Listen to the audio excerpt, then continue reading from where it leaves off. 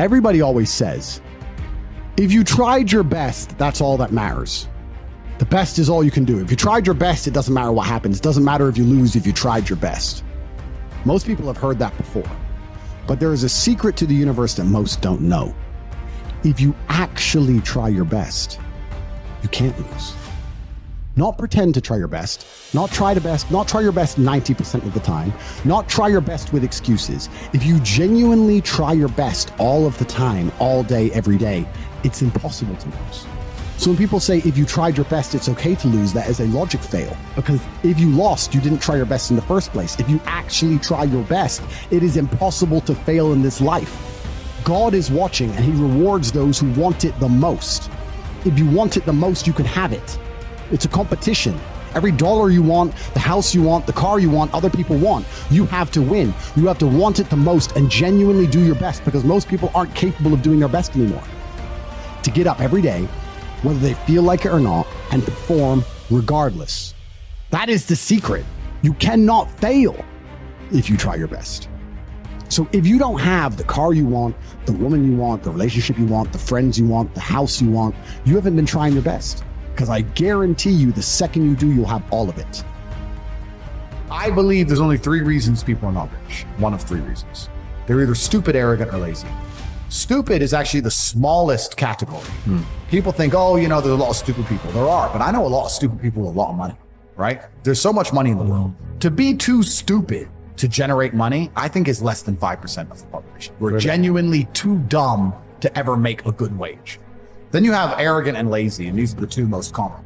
Lazy because people just, oh, you know, but I need time to myself. Oh, you know, but it's the evening. Or, you know, it's hyper competitive. There are people who do not need times to themselves. There's an Indian in Islam, or there's a guy in Islamabad who'll do your job online for $3 an hour and he doesn't sleep. You're going to lose, right? So if you're going to be lazy in any regard, you have to understand there are people like me who are billionaires who work 18 hours a day. When I finish this, I get into my car, I open my laptop, and I work on my way to my next appointment. I work all night till the day I go. When I go to sleep, I close my laptop and I'm asleep a minute. I work. That's all I do. Lazy is a big problem because people go, oh, but I just want to relax. If you just want to relax, that's fine. But you're competing against people who just don't want to relax, and you're going to lose. And the last, and I'd say that's around, a lot of people have that element to them. A lot of people are lazy. That's about 50% of people. But the main reason people are not rich is because they are arrogant. If you were to take somebody who says, I'm doing my best, I'm really trying, and you were to get an exact schedule of their last week and find all the times they've wasted time, you'd say, look, you've wasted time, wasted time, wasted time, wasted time. You know what's actually amazing? Most of those people are not even self-reflective enough to go, you're right, I'm not trying my best. You know what they'd say? Well, I have to rest sometimes. Well, I have to have a social life. Well, they'd be so arrogant because they're arrogant. I had to do my Facebook. Yeah. No matter, you'd even show them, here's where you fucked up. Well, you know, I have to, oh, you're crazy. And then they go back to being a loser. A lazy person thinks he's working too hard, and a successful person thinks he isn't working hard enough. And we're doing 20 times the work they are. And we're like, oh, I could have done more, could have done this. Oh, I missed that today, can't miss that again. Oh, I should have taken that call. I should have flown there. I should have. That's, you know, we have guilt about it. They don't give a solitary fuck. And even if you pointed it out to them, they'd sit there and go, oh yeah, and they'd make some excuse for it. It's the brutal arrogance of people. Perhaps 50, 60 years ago, you could be a normal man with a normal job, have a normal life, and a normal wife, and a normal house, and a normal car, and be happy. But the world we are now living in is proving that being a normal man is nothing more than slavery. Being a normal, law-abiding citizen with a normal income and a normal wage, and one passport and a normal life is going to leave you depressed. Sooner or later, it's just going to leave you and end up fucking suicidal and miserable. This is what I don't understand about people, especially men in the world today. Why are they so worried about being afraid? Why are they so worried about, I was afraid every time I fought. I fought anyway. Like, I don't let fear guide what I'm going to do. I do what I'm supposed to do regardless of how I feel. So I don't see anything wrong with feeling fearful. I don't see anything wrong with feeling stressed or under pressure or anxious. All these things men are trying to get rid of. And I talk about men specifically. I gender this because I'm a man. I don't know how it feels to be a woman. But all these things that people are trying very hard to get rid of from their brains, I don't see why they need to leave. I will argue the point that if I feel anxious and pressured and stressed and fearful, I will get more done than if I was happy.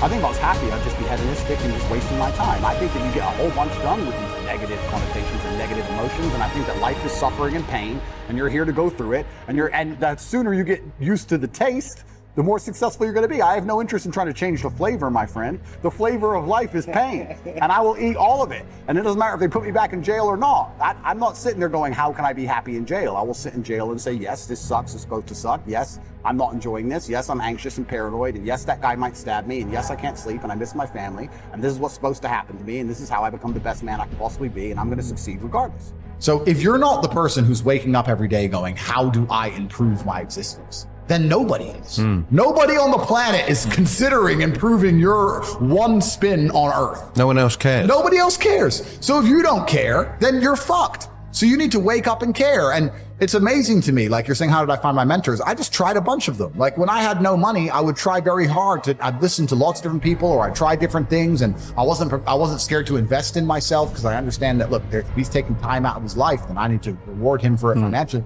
And I tried very hard, and I listened, and I paid attention, and I was never lazy. I don't believe there's a person on the planet who pays attention, tries their best, is never lazy, is on time, works hard, has a mentor, and is giving it his all, who isn't rich. I don't believe it.